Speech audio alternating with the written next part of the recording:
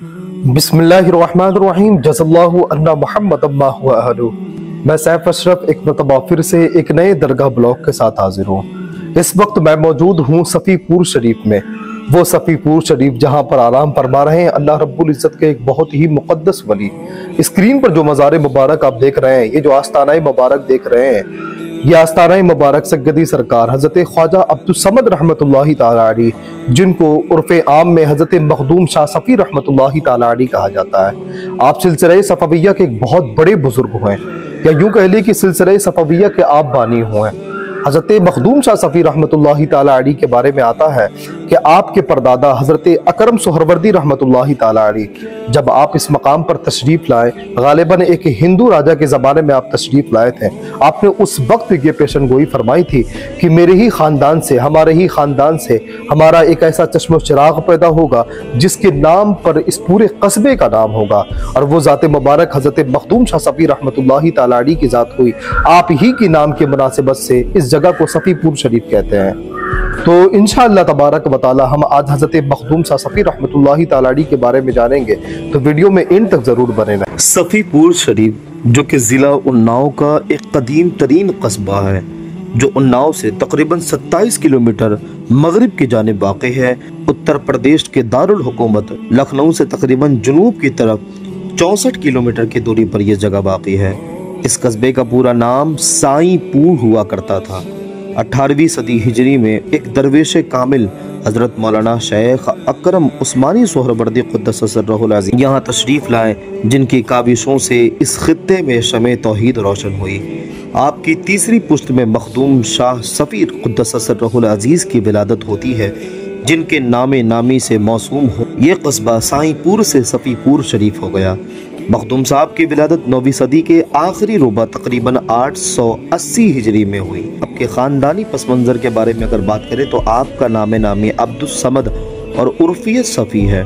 वालिद माजिद मौलाना शेख अलामुद्दीन बिन शेख ज़ैनुल इस्लाम उस्मानी का शुमार उस अहद के नामवर मशाइख में होता है। आपके आबा वजदाद ज़ाहिरी और बातिनी खूबियों के जामे थे और फ़ख्र दरवेशी के अमीन थे और तरीक़े सोहरवर्दिया निस्बत के हामिल बुजुर्ग थे।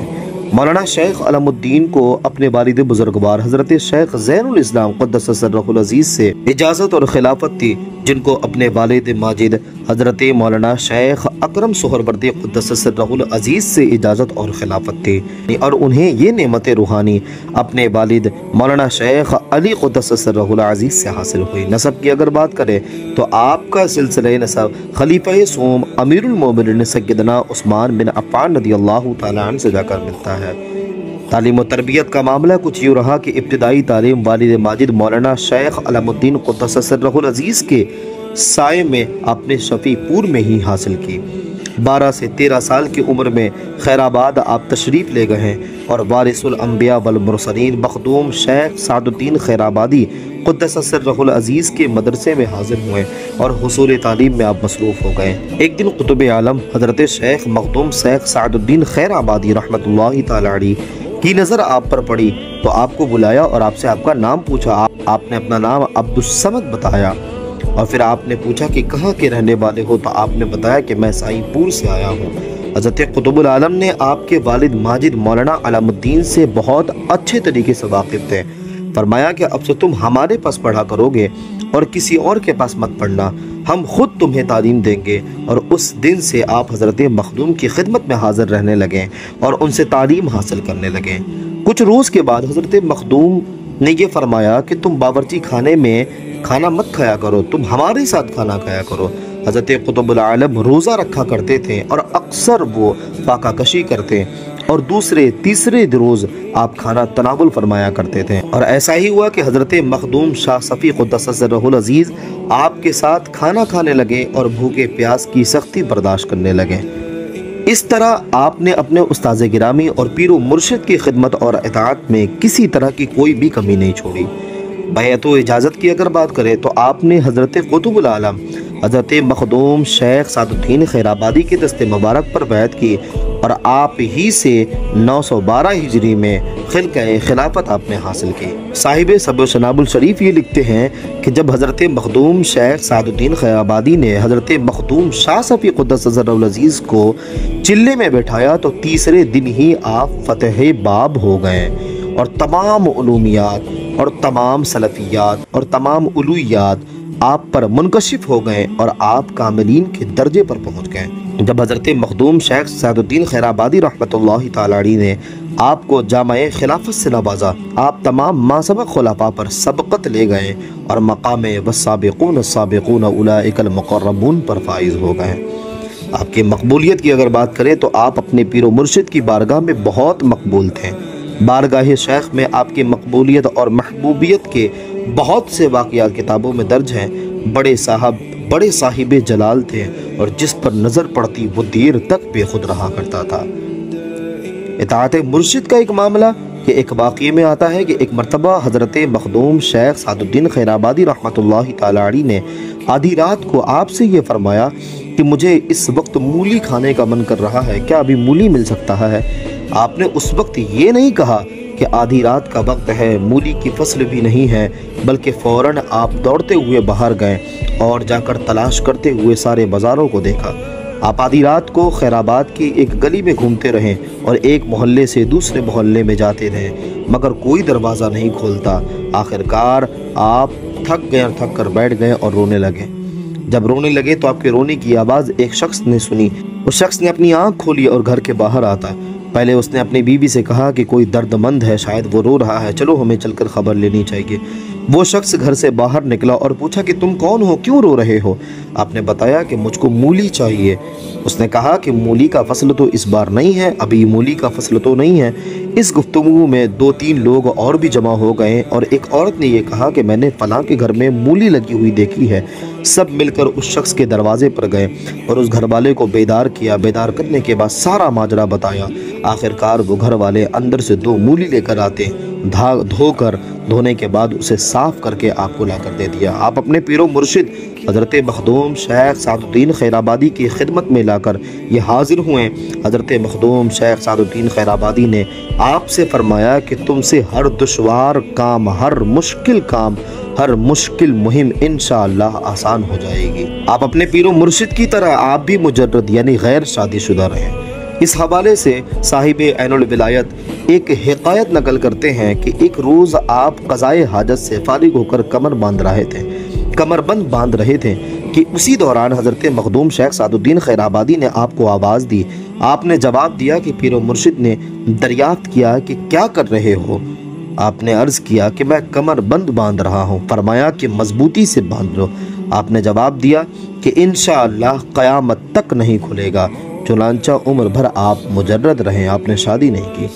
दूसरी तरह इस करामत का ज़ुहूर यूँ हुआ कि जब आपने रहलत फरमाई तो कमरबंद की गिरह नहीं खुल रही थी, यानी गांठ नहीं खुल रही थी, उसे चाकू से काटा गया। वो खिरक़े मुतबर्रक माँ कमरबंद यानी कमरबंद के साथ मखदूमी हज़रत ऐनुल्लाह शाह उर्फ शाह खलील अहमद सफ़ीपुरी रहमतुल्लाहि तआला अलैहि की खानकाह में तबर्रुकात के तौर पर आज भी मौजूद है और वो गिरह वैसी ही लगी हुई है। इसी तरह आपने रहलत फरमाते वक्त एक कागजी लेमू चूसा था, उसका छिलका भी उस खिरक़े मुबारक के साथ वहीं पर आज भी मौजूद है। तकरीबन आज 500 साल से भी ज़्यादा गुजर चुका है, लेकिन आज तक ये दोनों तबर्रुकात आज भी मौजूद है। हज़रत मखदूम शाह सफ़ी क़ुद्दस सिर्रुल अज़ीज़ की सवानाए हयात से एक बड़ी कीमती बात ये मालूम होती है कि आप किसी भी बादशाह, अमीर या वज़ीर से कोई भी जागीर कबूल नहीं किया करते थे। बादशाह वक्त हुमायूं आपकी ज़ियारत के इरादे से रवाना हुआ, लेकिन आपने अपनी हिम्मत और तवज्जो से उसे खिदमत में हाजिर होने से बाज रखा। हज़रत शाह मोहम्मद अज़ीज़ुल्लाह सफ़ीपुरी रहमतुल्लाहि तआला अलैहि ने इस वाक़ये की जो तफसील दर्ज की है वो कुछ यूँ है कि हुमायूं बादशाह जब लखनऊ पहुँचा तो वहाँ आपका शोहरा सुनकर मुलाकात करने के बहुत ख्वाहिशमंद हो गया। वो आपसे बहुत मुलाकात करना चाहता था। आपको जब ये मालूम हुआ तो आपने फरमाया कि गधे ने मारी लात और हुमायूं जाए पड़ा गुजरात। जब वो लखनऊ से लौटने लगा तो सफ़ीपुर के पास उसकी आंख लग गई। मुल्ला ज़मीन में अदब की वजह से बेदार न कर सके। आखिरकार सवारी सफ़ीपुर के पास से गुजर गई। जब फतेहपुर चौरासी पहुंचा तो बेदार हुआ, मालूम हुआ कि सफ़ी पूर पीछे रह गया। इसी वक्त गुजरात से एक बहुत अहम खबर आ पहुंची, जिस वजह से हुमायूं को वापस गुजरात जाना पड़ा और उसने कहा कि लगता है कि हज़रत शाह सफ़ी को मेरा आना मंजूर नहीं हुआ। फिर हुमायूं ने 2 कनीज़ों को और 2 नौजवानों को वज़ीर के साथ भेजा और बहुत सारे ज़ेवरात हज़रत मखदूम शाह सफ़ी क़ुद्दस सिर्रहुल अज़ीज़ की बारगाह में भेजे। जिस वक्त वज़ीर आपकी खिदमत में पहुंचा, उस वक्त आप वज़ू कर रहे थे। आपने उन दोनों कनीज़ों पर एक ऐसी नज़र से देखा, एक ऐसी पुरतासीर नज़र से देखा कि उन दोनों ने उसी वक्त ला इलाहा इल्लल्लाह कहकर शाही पोशाक और सारे ज़ेवरात को उतार वो एक दरवेशी लिबास में मलबूस हो गई और उनकी खिदमत में मसरूफ़ हो गई। एक जाकर वो कुएं से पानी निकालने लगी तो दूसरा झाड़ू देने लगी। जब वज़ीर रुखसत होने लगा तब आपने नज़र को वापस किया और थोड़े से तिनके मुसल्ले के उसको दे दिए। उसने जाकर हुमायूं को पेश किया। हुमायूं ने कहा कि गुजरात में हमारी फतह होगी और छावनी बनेगी, और ऐसा ही हुआ। दोनों कनीज़ें उम्र भर खानका शरीफ में अपनी अपनी खिदमतें अंजाम देती रहीं और उन दोनों की क़ब्र दरगाह शरीफ में आज भी मौजूद है। हज़रत मखदूम शाह सफ़ी क़ुद्दस सिर्रहुल अज़ीज़ अपने पीराने तरीक़त की तरह साहिब सिमा थे। वो भी सिमा सुना करते थे। मजालिस सिमा में कोई नाअहल शख्स अगर नज़र आता तो आप कैफियत का इजहार ना फरमाते। ऐसे ही कव्वालों को सिमा सुनने की गर्ज से भी तलब कभी नहीं किया करते थे। कोई अगर खुद से आ जाया करता था तो फिर आप सुन लिया करते थे, वरना कभी किसी को बुलाया नहीं करते थे। हज़रत मखदूम शेख हुसैन सिकंदर आबादी क़ुद्दस सिर्रहुल अज़ीज़ ये फरमाते हैं कि पीर दस्तगीर हज़रत मखदूम शाह सफ़ी क़ुद्दस सिर्रहुल अज़ीज़ की खानका में एक दरवेश आया जो रात दिन इताअत और इबादत में मशगूल रहा करता था।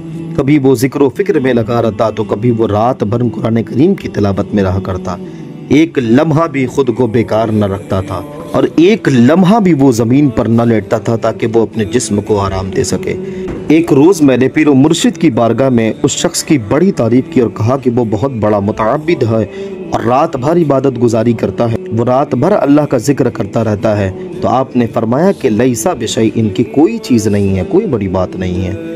जब मैंने एक अरसे तक इसी हाल में उसे देखा तो दिल में ये ख्याल आया कि अब इसको किसी मकाम पर फाइज हो जाना चाहिए, अब तो इसे कोई मकाम मिल जाना चाहिए। चुनांचा मैंने पीरो मुर्शिद की बारगाह में उसके लिए ये सिफारिश की तो आपने फिर फरमाया कि लैसा बिशैइन।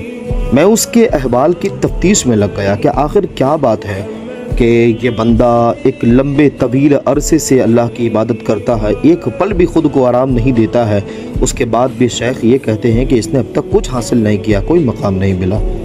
एक रोज़ माह रमज़ान का महीना था, नमाज असर अदा करने के बाद मैं उसकी तफ्तीश करने में लग गया। फिर मैंने देखा कि असर की नमाज के बाद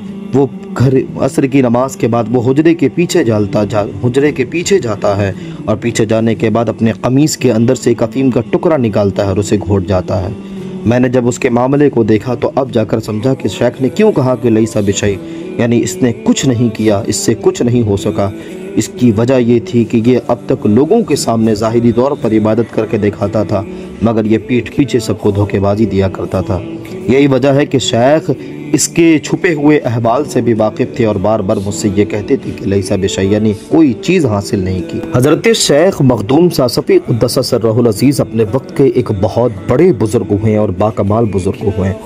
चूँकि आप मुजर्रद थे, आपने शादी नहीं की, तो आपका ये सिलसिला, ये सफ़ाविया सिलसिला आपके भांजे हज़रत मखदूम शेख बंदगी रहमतुल्लाहि ताला अलैह से आगे बढ़ी, जिनका मज़ार मुबारक ठीक आपके मज़ार मुबारक के बगल में है। अल्हम्दुलिल्लाह सुम्मा अल्हम्दुलिल्लाह कि उनके मज़ार पे भी हमें हाज़िरी देने का बहुत बड़ा शर्फ हासिल हुआ। इसके अलावा इस कैंपस में बहुत सारे बहुत बड़े बड़े सूफ़ियों के मज़ारात हैं।